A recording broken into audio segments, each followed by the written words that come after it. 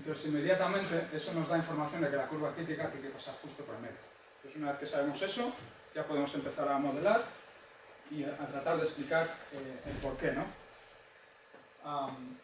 Estos son los datos, básicamente, la curva de luz, pues tiene un flujo tal que va variando lentamente, pero luego de repente, en la primavera del año pasado, pues aumenta casi 2 magnitudes, en un periodo de un mes y pico, 2 meses. Y luego decae otra vez.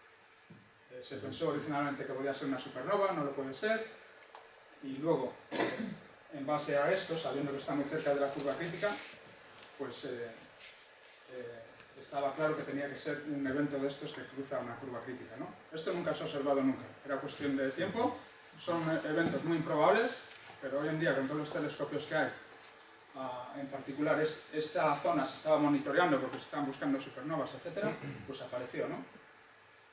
Entonces, el modelo que tenemos para explicar esto sería la curva crítica que predice el modelo, y lo que tenemos aquí es básicamente el cúmulo, que está creando una magnificación enorme, pero luego en el cúmulo tenéis estrellas también. Entonces, esas estrellas actúan como microlentes, ¿vale? Y la fuente, esa estrella que tenéis por detrás, se está moviendo en el tiempo, no está totalmente estática. La separación relativa entre esas zonas de muy alta magnificación en las estrellas se va moviendo, ¿no? Entonces la tenéis que imaginar como una estrella que va pasando por zonas donde la magnificación es muy alta, muy baja, intermedia, etcétera, ¿no? Entonces a lo largo del tiempo, si lo simulas, puedes obtener una curva de luz tal como esta, ¿no? Lo que estamos viendo aquí es una zonita muy pequeñita, de 10 años. Esos son los datos que tenemos. Pero si pudiésemos observarlo cientos de años, pues debiéramos ver algo así. Lo que es interesante de este tipo de observación es no la estrella en sí. A mí la estrella me la repanfinfla. Pero básicamente, otro efecto nuevo que hemos encontrado, que yo creo que no está descrito en la literatura, es que este tipo de observaciones no solo te magnifica lo que tienes detrás, está magnificando lo que tienes en el plano de la lente. Aquí tenéis un ejemplo, por ejemplo, esto es a esta distancia que os muestro aquí, que no está exactamente cerca, no está exactamente la curva crítica, pero está como a 0,12 segundos de arco de la curva crítica. Si os cogéis la magnificación en esa zona, que es del orden de 600 más o menos, si no tuvieseis el cúmulo y tuvieseis una estrellota o un agujero, un agujero negro intermedio sería, de 1000 masas solares, te produciría una curva crítica de este tamaño, ¿no? Y esto pues, es del orden de 0,1 miliarsegundos. Si una estrella mucho más pequeña, por ejemplo, de 10 masas solares, la ponéis en esta zona, donde la magnificación es muy alta, si la tuviese aquí no vería nada, pero de repente al ponerla en esta zona de alta magnificación te está magnificando también las curvas críticas, también con la misma escala, del orden de 0,1 milisegundos de arco, y esto te quiere decir que lo puedes empezar a resolver ya en los datos, mientras que antes no lo podrías resolver. Le daría básicamente un pico que duraría, sería de muy poca intensidad y duraría muy poco. Sería muy difícil verlo. Entonces, lo interesante de esto es que puedes empezar a ver cosas que no podías ver antes. Por ejemplo, uno de los objetos que más nos interesa ahora mismo es descartar uno de los modelos de materia oscura, que la materia oscura son agujeros negros primordiales, agujeros negros que se formaron básicamente durante inflación, que no han interaccionado básicamente con los bariones, salvo con la gravedad. No los vemos, no los sentimos, pero crean gravedad, ¿no? Y estos modelos, de hecho, están teniendo algo de resurgimiento para explicar el evento del LIGO, ¿no? El evento del LIGO es muy difícil de explicar. Si habéis visto alguna de las gráficas que ponen ellos, de todos los modelos con los que han comparado los datos, veis que el modelo que mejor se ajusta es el más extremo. Es el que tiene las mayores masas y el único punto que tienen ahí en su banco de simulaciones, ¿no? Entonces es muy raro, es de casualidad, ¿no? El primer evento que veis es el más extremo que habíais considerado. Si la materia oscura tuviese una fuerte componente de agujeros negros primordiales, ya no sería tan raro encontrar eventos como LIGO, ¿no? Y de hecho la ventana, casi todas las masas de agujeros negros primordiales están descartadas, bien por motivos dinámicos o térmicos, etc. Pero hay una ventana en torno a 30 masas solares, que es exactamente la masa que decían en LIGO, que podía que podía explicar el evento de las ondas gravitatorias, hay una ventana que no está bien acotada. Ahí puedes tener todavía una fracción de materia oscura significativa en forma de agujeros negros primordiales. Entonces, si eso es cierto, eso lo deberíamos ver con este tipo de simulaciones. Y de hecho, yo creo que todavía no hemos acabado el análisis, pero estamos al nivel del 5%. No puede ser más del 5% si no lo hubiéramos visto. Y estos datos, si fuese más del 5%, estos datos serían bastante distintos. No serían como son. Y ya para casi acabar, este es otro también que saldrá en breve. Básicamente, la clave está en este arco, que todos los modelos te dicen que debe ser recto, por ejemplo, como se ve aquí, estos son los datos, estos son modelos, y la única manera de explicarlo es poner un agujero negro supermasivo de unas 10 a la 9 masas solares, pues por ahí más o menos, ¿no? Donde aparece este puntito. Y este es el centro de la galaxia. La separación es unos 4 o 5 kiloparsecs. Normalmente tú esperas estos agujeros negros supermasivos en el centro de la galaxia. Puedes desplazarlos brevemente si hay una colisión, ¿no? Se desplazan un poco, pero luego rápidamente vuelven. En teoría podrías tener este tipo de observaciones con 4 kiloparsecs, pero deberían ser muy raras. Entonces, no hay muchos ejemplos, solo hay un par de ejemplos en la literatura donde se encuentran cosas similares. Si empezamos a encontrar más, va a ser muy difícil explicarlo también. De nuevo, una manera de explicarlo es con el Self-Interacting Dark Matter. Lo que te hace es que te baja el potencial en el centro, entonces el agujero negro, después de estar perturbado, tarda mucho más tiempo en volver, ¿vale? Otra posibilidad interesante son mecanismos tipo Weinstein, que tienen que ver con gravitinos, se acerca la gravedad, lo que llaman modelos de gravedad pesada, ¿no? Entonces en el hamiltoniano te aparecen términos donde aparece la masa, un intermediador también para la gravedad, etc. Y básicamente el efecto de esto es que el agujero negro sabemos que esta galaxia se está moviendo en esta dirección, porque los rayos X tienen el pico por ahí, ¿no? Es uno de los gráficos que os enseñé antes.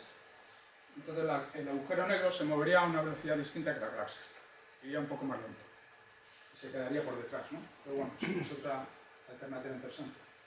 Y ya para acabar, esto ha sido el pasado y el presente, y en el futuro pues ya estamos trabajando en el siguiente telescopio después del Hubble. En particular, ya tenemos una propuesta que es parte del GTO, así que antes tiempo garantizado, o sea que sabemos que vamos a tener estas horas, a menos que algo se tuerza malamente, que creo que no. Y también estamos trabajando en propuestas del programa general de observación para el ciclo 1. Y bueno, este telescopio va a ser espectacular también, mucho mayor, puedes llegar más lejos en Redshift también por el infrarrojo, y también vas a tener menos contaminación de la atmósfera. El Hubble, aunque se diga que está en el espacio, realmente no lo está. En el infrarrojo puedes ver a veces la atmósfera, sobre todo depende de dónde apuntes, ¿no? Y nada, esto es un poco todo. Simplemente de las conclusiones estas, quizás esta es la más relevante. Este tipo de secciones eficaces parecen explicar muchas cosas. Si se confirma más adelante, entraría en tensión pues, con modelo estándar, por ejemplo, no podrían ser WIMPs, y necesitarías nueva física para explicarlo, ¿no? Y luego este también es un campo nuevo, básicamente, que estamos abriendo el camino nosotros. Es algo que nos ha explorado en detalle, y aunque os he mostrado ese evento, ya hemos localizado 3 o 4 más, donde parece que se explican con la misma interpretación, ¿no? Cosas que están muy cerca de las curvas críticas y están siendo magnificadas por factores muy grandes. Y bueno, nada más, muchas gracias. ¿Tienes alguna preguntilla?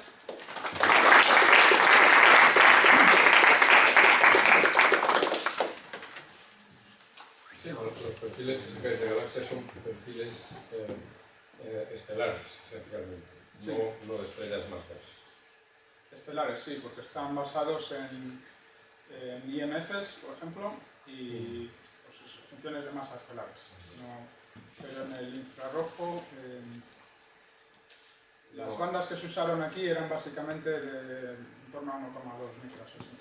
La pregunta es mucho más tonta que eso. O sea, tú sí puedes, si tienes mecanismos físicos simples para dispersar el gas intracúmulo a escalas de 100 y de 500 kiloparsecs sin problemas, pero no la componente estelar de las galaxias. Las estrellas no, y la materia oscura para dispersarla necesitas, con las supernovas por ejemplo... No, pero la cosa está, por eso pregunto qué es lo que estáis dibujando ahí. O sea, porque tú bueno, el perfil de la materia oscura lo infieres... Bueno, es el perfil de masa total.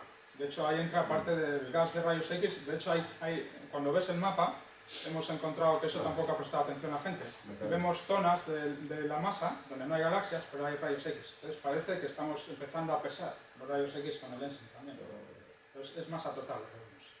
Pero luego podemos estimar la masa estelar y sustraerla, que quedaría en teoría la masa...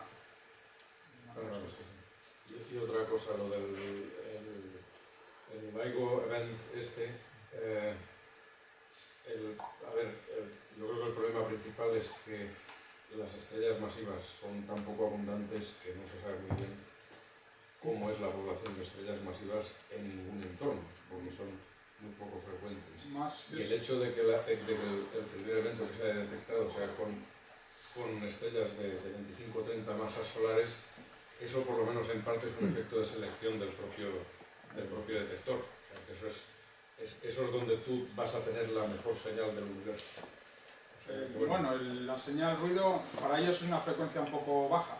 Ellos son más sensibles a frecuencias un poco más altas, masas un poco más pequeñas. Si ves la curva, están un poco en el borde, ¿no? Donde tienen el ruido browniano y demás. Pero el problema de los 30 no es las masas estelares, sino los remanentes. Porque estos se supone que son remanentes de estrellas, supernovas, etc. Los remanentes de 30 masas solares, eso, cuando la gente proponía esto, todo el mundo se reía.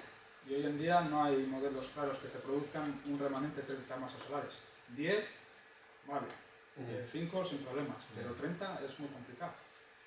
Entonces no es trivial. Tenemos otro paper también en camino que explica que no son 30, sino que son 15 o así.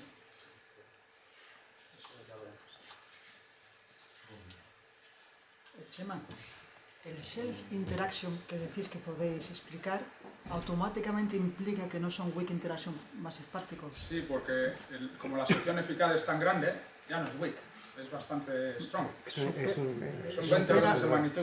¿Cuánto? 20 órdenes de magnitud mayor que la sección eficaz que estáis buscando. ¿Y todo lo que buscamos en el CER es WIMP? En principio... Hombre, en principio debieras ver todo, ¿no? Si fuera 20 órdenes de magnitud mayor lo hubiéramos visto sin duda. Lo hubieras visto ya. Entonces el tema es... Y lo hubieran visto los detectores estos de Germán y demás. Lo hubieran visto, porque hubieran pegado un pelotazo ahí enorme, ¿no? Claro, eso sería una fuerza nueva. Eso suponiendo que interaccione con la materia bariónica, que no se sabe. Esto supone que solo interacciona consigo mismo. Y que con la materia bariónica, por lo mismo, tiene otra sección eficaz distinta. Otro canal o lo que sea, no lo sé. Pero si... para que interaccione consigo mismo solo, ya de entrada necesitas nueva física. A ver cómo explicas eso. Y yo creo que esto lo puedes ligar de alguna manera con estos modelos de gravedad. Hay un paper que estuvimos viendo Kike y yo hace poco. Está bastante bien, muy breve y es bastante interesante, ¿no? Donde hace este tipo de estudios a distintas escalas. Entonces no tiene esta degeneración de sigma m solo, sino que tiene también sigma v por m, dividido entre m. Entonces puede romper una especie de degeneración y cuando lo combina todo encuentra la masa de la partícula oscura, creo que era del orden de 10 Hz, y la del mirador, del orden de unos MEV o así. Es bastante interesante. Esa iba a ser mi pregunta, porque ahí eso es un parámetro, digamos, en cierta manera global. No tienes que asumir ninguna masa en concreto, ¿verdad? Solamente una densidad para la materia oscura. ¿O cómo haces? Esto, por ejemplo, ese número de 1 centímetro cuadrado por gramo lo puedes sacar de principios fundamentales básicos, simplemente a mano. Claro. Y es decir, que ¿cómo lo llaman? La trayectoria promedio, ¿no?, de colisión tiene que estar entre 1 kiloparsec y 1 megaparsec. Si es menor que 1 kiloparsec, pues las galaxias serían totalmente distintas a como son. Y si es mayor que 1 megaparsec, pues no lo verías. Pero lo que pregunto es, no haces ningún constraint a la masa de una partícula dark matter, ¿verdad? No lo puedes hacer con eso, ¿o sí? Sí, con el argumento este que te digo, si partes de esta premisa de que la escala tiene que estar entre 1 kiloparsec y 1 megaparsec, eso lo combinas con la densidad de materia materia, ¿no? Que tienes, que es del orden de 0,3 veces la densidad crítica, y eso lo combinas con, ¿qué más? A ver si me acuerdo.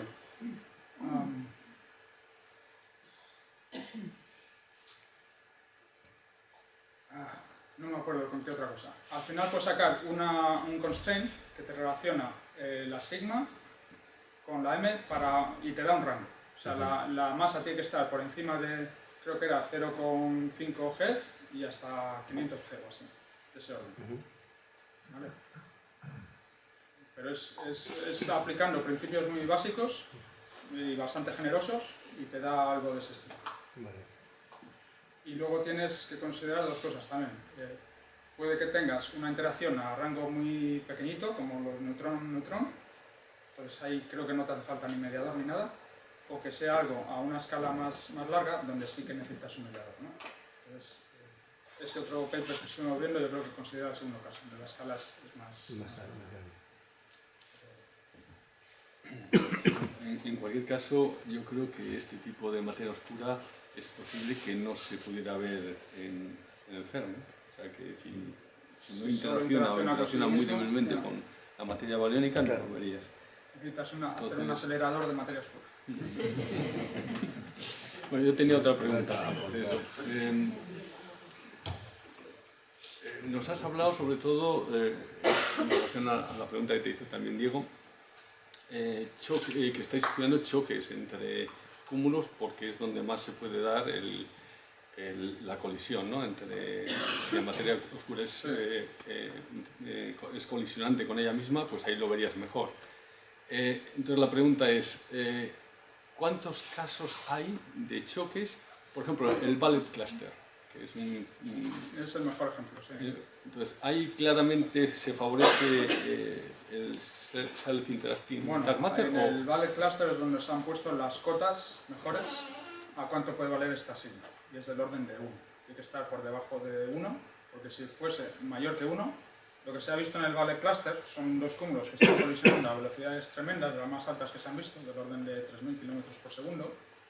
En rayos X se ve un choque, un frente de onda bastante pronunciado, parece como las películas, ¿no? De la bala que va por el aire y tal, y te crea ese frente de onda, ¿no? A partir del estudio de ese frente de onda, pues estimar la velocidad. Entonces, la velocidad se sabe muy bien. Hay datos de Strong Lensing, puedes mapear la masa total, que es básicamente materia oscura, y ves que concuerda con la posición de las galaxias. Entonces, combinando eso con la velocidad, puedes sacar una cota a este signo.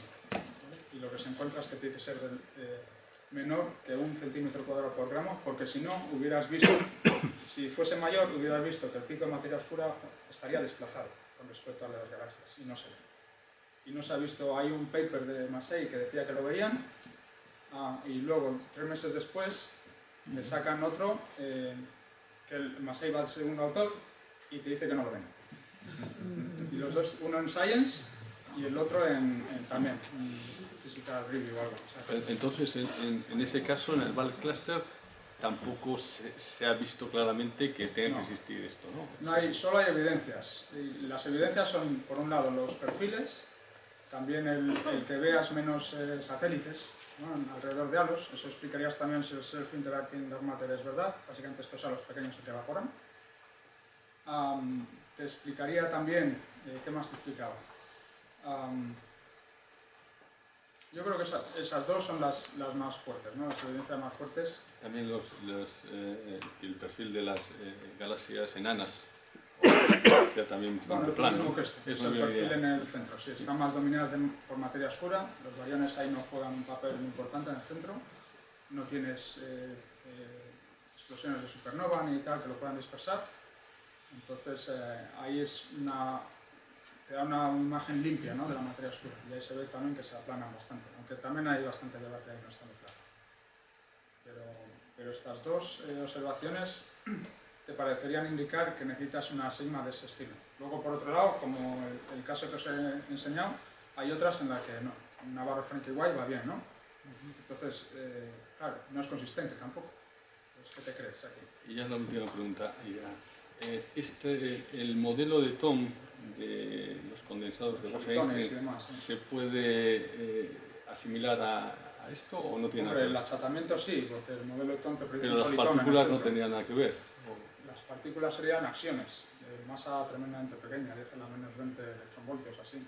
Esto tiene una longitud de onda grande y te produce interferencias. Entonces, eso resulta en predicciones, sobre todo en los ratios de flujos de cuásares, que se pueden testar, y lo están testando. Pues hay cositas.